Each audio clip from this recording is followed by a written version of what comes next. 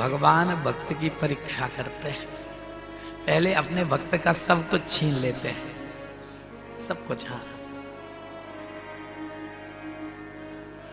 देखते हैं ये मुझे अपनाता है या मुझे छोड़ता है। लेकिन भक्त वह है जो विपत्ति में भी, सब कुछ छिन जाने के बाद भी अपने ठाकुर के श्री चरण को नहीं छोड़ता। वही सच्चा भक्त है।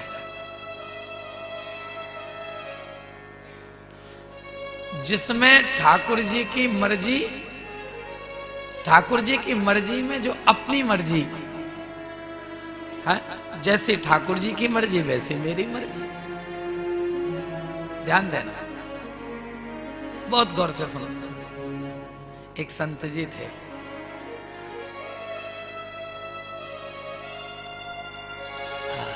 वो संत जी एक बार नाव में बैठ करके जा रहे थे। उस नाव में और भी लोग थे। हाँ, अब जोर जोर से हवाएं चलने लगी, बहुत जोर जोर से हवाएं चली और पानी में हिलोरें उठने लगी। नाव डगमग डगमग डगमग डगमग होने लगी। ऊपर से भी पानी बरसने लगा। जिन्होंने कभी भगवान का नाम नहीं लिया था, ऐसे लोग भी भगवान को पुकारने लगे नाव में बैठे। महात्मा जी तो कीर्तन कर रहे थे, बड़े मौज में थे, मस्ती में थे, ठाकुर जी का नाम गा रहे थे। और जो 150 लोग नाव में मौजूद थे वो कह रहे थे कैसा महात्मा है कि सबकी तो जान पर बनी है और ये कीर्तन गा रहा है, ये जो है भजन गा रहा है, इधर प्राणों पर बनी है।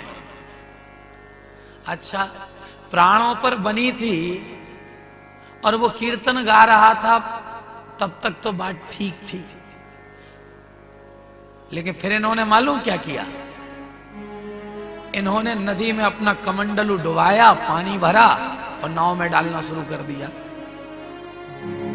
हाँ, बताओ, नाव में पानी भरने लगे। विचार करो। माने जब तक ठीक था कि भजन गा रहे थे, चलो ठीक है, लेकिन ये क्या, नाव डूब रही है और ये उल्टा कमंडल में पानी भरते हैं और नाव में डाल देते हैं।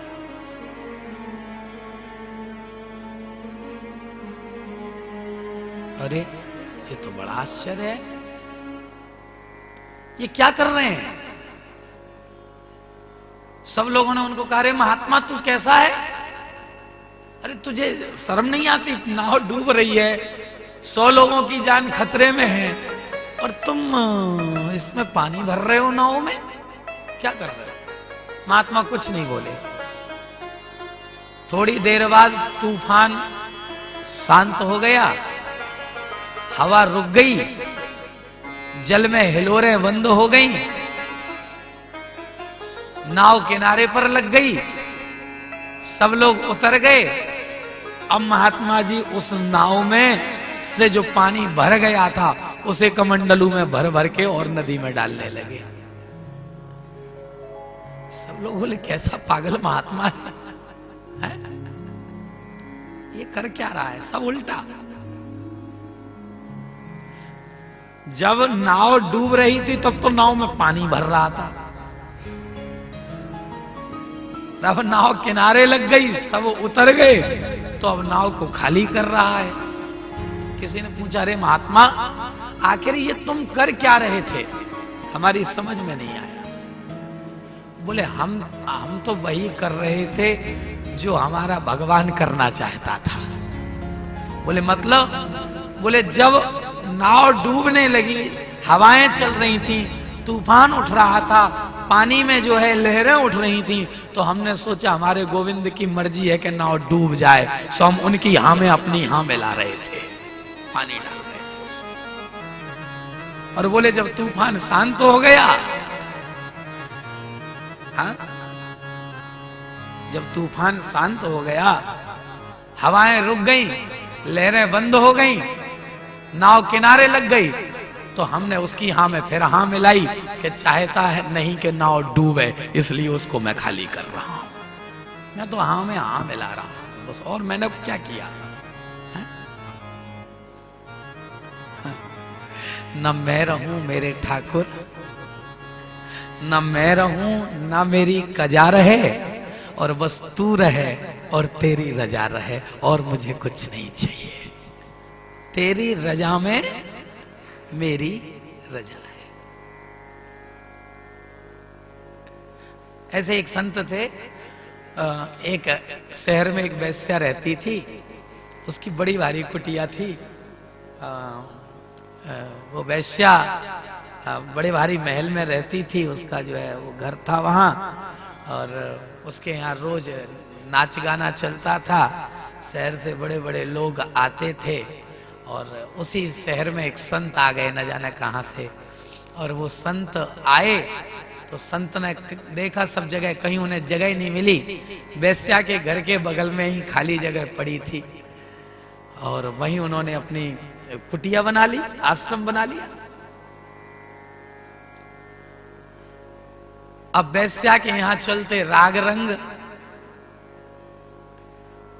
और जब उसके यहाँ राग रंग छिड़ते तभी महात्मा जी हाथ में खड़ताल लेके जोर जोर से गाने लगते, कीर्तन करने लगते, हरे राम राम राम हरे हरे, हरे कृष्ण कृष्ण कृष्ण हरे हरे। और फिर महात्मा तो महात्मा, कैसे कर दें, क्या कर दें, कब कर दें, कोई नहीं जानता। कहा करी है पर कभी न जाना। बहुत गौर से क्या कर दें। अब वो वैश्या राग छेड़ती, राग रंग करती,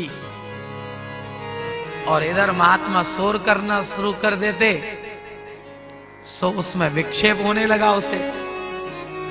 जब उसे विक्षेप होने लगा, ध्यान देना, गौर से सुनना, जब उसमें विक्षेप होने लगा तो उस वैश्या का एक यार था, वो उससे रोज मिलने आता था। तो उस वैश्या ने अपने यार से महात्मा जी की शिकायत कर दी। अच्छा, वो जो यार था उसका, वो थोड़ा अलग टाइप का व्यक्ति था, हिस्ट्री सीटर था।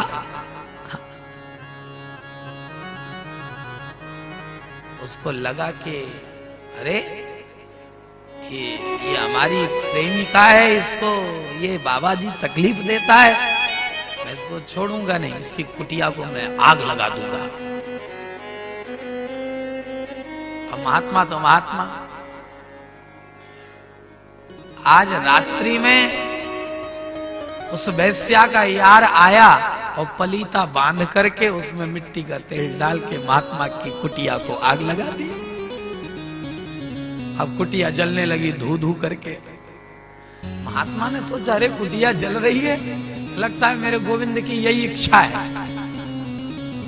अब महात्मा के पास और तो कुछ था नहीं, वही लंगोटी वगोटी उनकी जो रखी थी उसे और उठा के डालने लगे उसी में, कि शायद भगवान की यही इच्छा है कि कुटिया जल जाए। जो कुछ रखा था घर में कुटिया में भीतर, लंगोटी, साफी, तौलिया, धोती, कुर्ता, बगलबंदी, जो महात्मा पहनते हैं, बस उसी को पटकने लगे।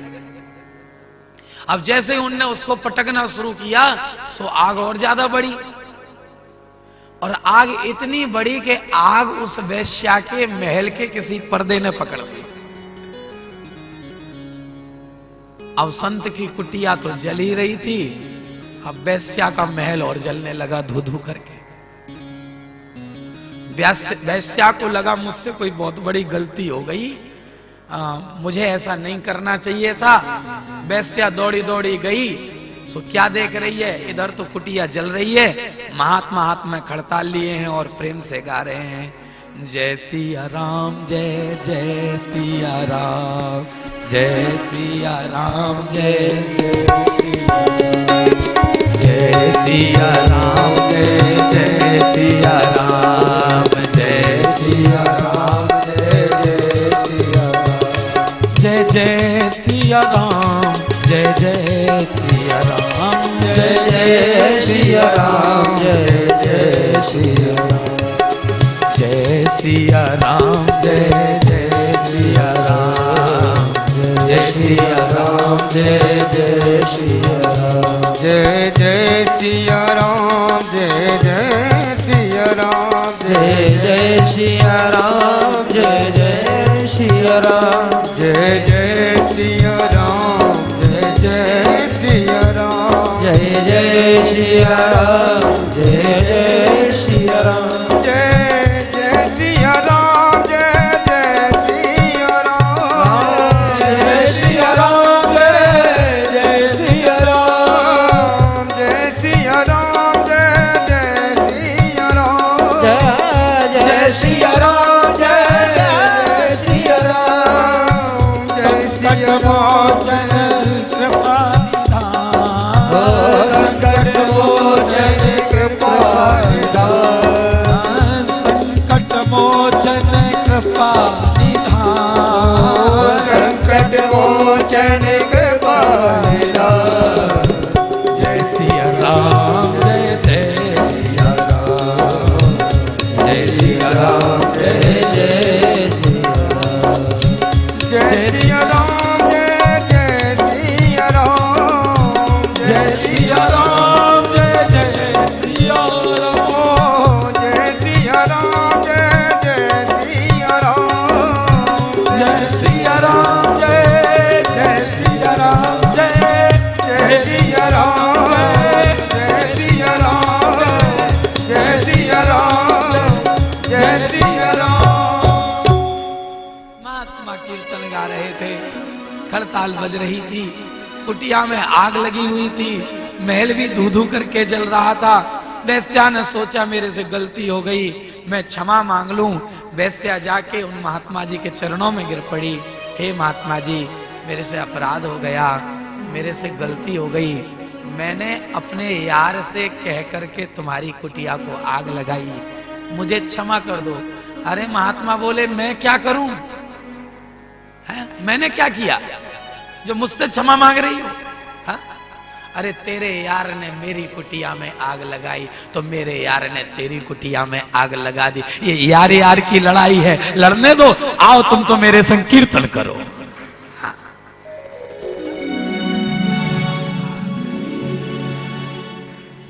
तेरी बिगड़ी बना देगी चरण रज राधा रानी की, तेरी बिगड़ी बना देगी चरण रज राधा रानी की, तेरी बिगड़ी बना देगी चरण रज राधा रानी की, तेरी बिगड़ी बना देगी चरण रज राधा रानी की।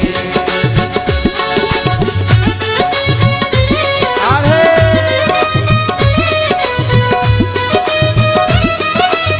हरि हरि बोल।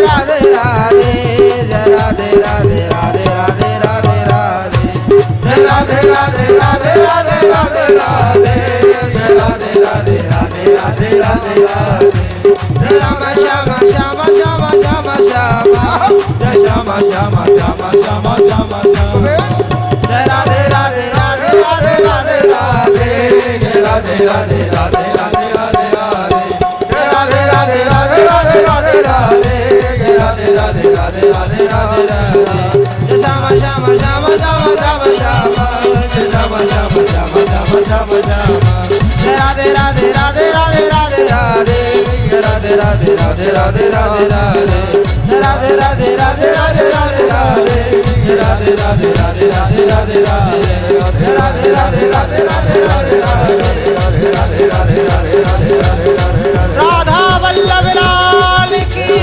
जय श्यामा प्यारी श्री वाके बिहारी लाल की जय तेरी बिगड़ी बना देगी शरण श्री राधा रानी की।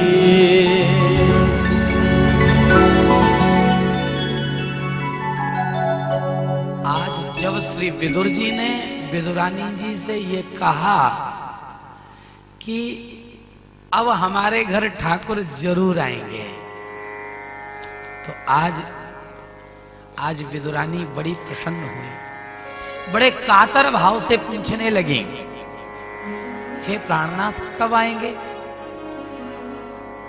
बोले देखो जरूर आएंगे। ऐसा मन में विचार किया, और जब मन में ऐसा विचार किया कि ठाकुर हमारे घर जरूर आएंगे, तो ये मन का संदेश ठाकुर तक पहुंच गया। और मेरे गोविंद शांति दूत बन करके आए।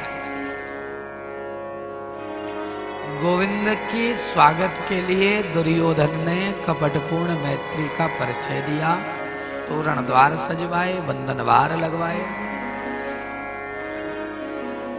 तोरण द्वार सजवाए, बंधनवार लगवाए। वर्णन आता है कि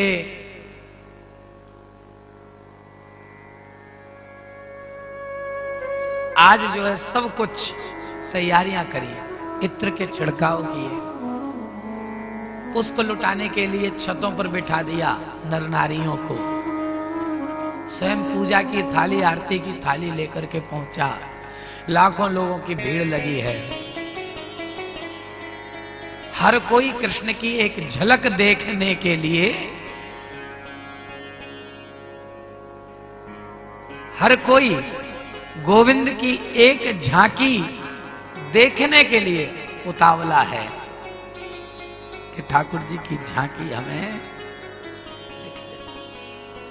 लाखों लोगों की भीड़, सबसे पीछे विदुर और विदुरानी दोनों खड़े हैं, आंखों में आंसुओं की धार है कि ठाकुर का दर्शन हो जाए। विदुरानी पूछती हैं, क्या इतनी भीड़ में हम भगवान का दर्शन कर पाएंगे? तो विदुर जी कहते हैं, देवी हम द्वारिका नाथ को देख पाए या न देख पाए कोई फर्क नहीं पड़ता, बस द्वारिका नाथ की दृष्टि एक बार हमारे ऊपर पड़ जाएगी तो हम समझ लेंगे हमें जीवन का सब कुछ मिल गया। हम देख पाए चाहे न देख पाए क्या फर्क पड़ता, वो हमें देख ले, हम उसकी दृष्टि में आ जाएं, वो हमें एक दृष्टि देख ले, बस और कुछ नहीं।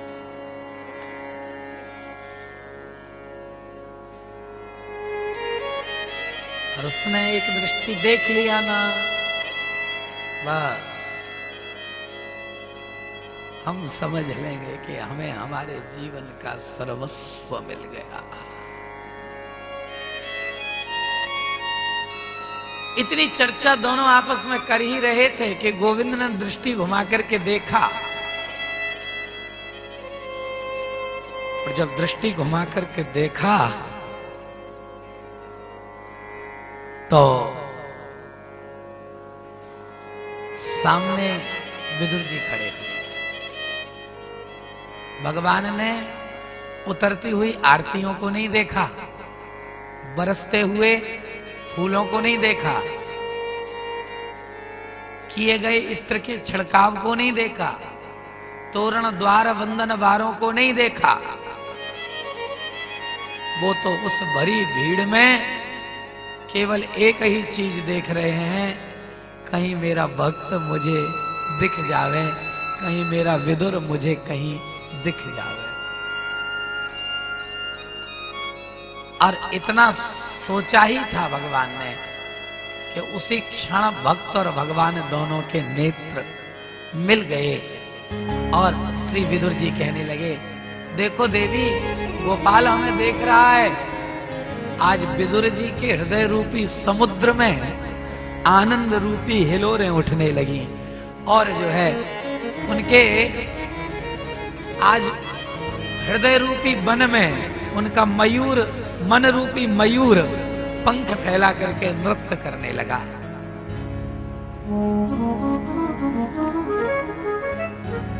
गोविंद ने इशारे में कहा, तुम्हारे घर जरूर आऊंगा, चिंता मत करना। दुर्योधन सोचता है हम तो आरती उतार रहे हैं, पता नहीं कहां देख रहे हैं। एक बड़े भारी मंच पर भगवान को लाया, सिंहासन पर बिठा दिया और पूछने लगा, कहो गोविंद कैसे आगमन हुआ है आपका हमारी नगरी में, द्वारका से किस प्रयोजन से आप पधारे हैं। भगवान कहने लगे, दुर्योधन मैंने कभी तुम्हें दुर्योधन नहीं कहा, हमेशा सुयोधन कहा है, और तुम सुयोधन हो। मैं तुमसे ये पूछने आया हूं कि पांडव तुम्हारे भाई हैं। दुर्योधन बोला, हाँ जी। तुम्हारे खास काका के बेटे हैं? बोले, हाँ जी। तो तुम्हारे भाई हुए? बोले, हाँ जी। तो बोले, तो आधे राज्य के अधिकारी हुए? बोले, बिल्कुल नहीं जी। तुम्हारे खास काका के बेटा है, तुम्हारे भाई हैं, तो फिर आधे राज्य के अधिकारी क्यों नहीं है? कोई बात नहीं, तुम आधा राज्य नहीं देना चाहते, मत दो, 5 गांव ही दे दो। मैं 5 गांव से ही उन्हें संतुष्ट करने का प्रयास करूंगा। दुर्योधन तड़क करके खड़ा हो गया, कहने लगा, नहीं, सूच्यग्रे नैव दास्यामि विना युद्धेन केशवा। सुई के अग्रभाग के बराबर भी भूमि नहीं दूंगा बगैर युद्ध के, हे केशव।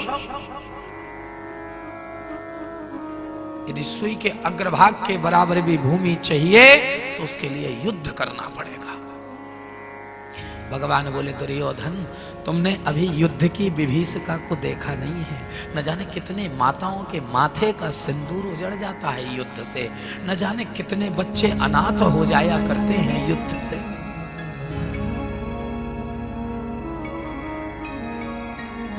तुम अभी जानते नहीं हो। हाँ, युद्ध के विषय में ध्यान देना। महाराज, बड़ा सुंदर वर्णन आता है। भगवान ने बहुत समझाने का प्रयास किया और दुर्योधन से कहा कि तुम क्या समझते हो, पांडव कमजोर हैं, वो बल से भी अपना परिचय दे सकते हैं, लेकिन वो तुम्हारे पिता का सम्मान करते हैं, इसलिए कुछ नहीं कहते।